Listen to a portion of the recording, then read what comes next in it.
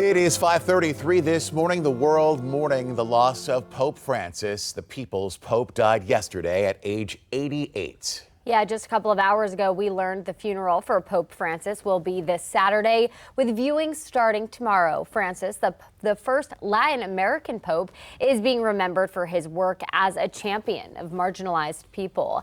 Faithful Catholics yesterday packed St. Peter's Square and churches really around the world for services honoring the Pope. CBS News reporter Tina Krause has a look at the tributes and the Pope's final wishes.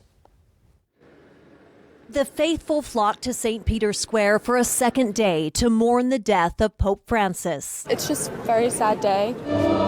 The world worshippers also gathered for special mass services to honor the man known as the People's Pope, including Paris's famed Notre Dame, the pontiff's hometown, Buenos Aires, Argentina, and also in cities across the U.S. I was away from the church for many, many years, and it was because of Pope Francis that I came back to embrace my faith. World landmarks also paid tribute overnight. The Eiffel Tower went dark. New York's Empire State Building lit up gold and white. In a statement, the Vatican confirmed the 88-year-old pontiff died yesterday from a stroke that put him into a coma and caused irreversible heart failure. The statement also noted the Pope's 5-week-long hospitalization for double pneumonia earlier this year. He was still recovering when he made his final appearance at Sunday's Easter services.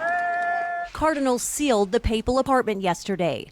In his will, the Pope left instructions for a simple burial at Rome's Basilica of St. Mary Major, with a one-word inscription on his tomb, Franciscus. World leaders are now preparing to make their way to Rome for the Pope's funeral, expected to take place this week. He was a good man. President Trump confirmed on social media that he and the First Lady plan to attend. Tina Krause, CBS News, Rome.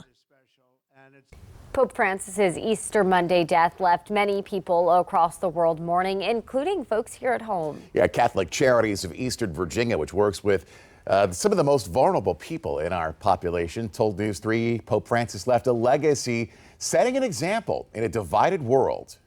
And that, he had a saying about every day we can choose whether to be the Good Samaritan or an indifferent bystander. So for us, it really shows our work that instead of just standing by and watching people suffer, we all need to take a role. Others noted that they were glad to see the Pope making several appearances during Holy Week, which culminated in an Easter Sunday appearance. In Richmond, there was a special mass at the Cathedral of the Sacred Heart yesterday in honor of Francis. Visitors were greeted with this portrait of the Pope, also draped in black during the service. Bishop Barry Nestout spoke to the few dozen who were there. I very much appreciate you being here, joining in this prayer. Very short notice, as we all heard this morning, the news from our Holy Father. He had a simple conversational style about him, right? A pastoral style, something you might find from a pastor in a typical parish somewhere, and was someone who was very practical in his approach towards piety and expression of faith and life, and recognizing the messiness of life around us. Just a few months ago, Nestout spoke with the Pope while visiting Rome, expressing gratitude for recognizing a basilica in Roanoke, Virginia.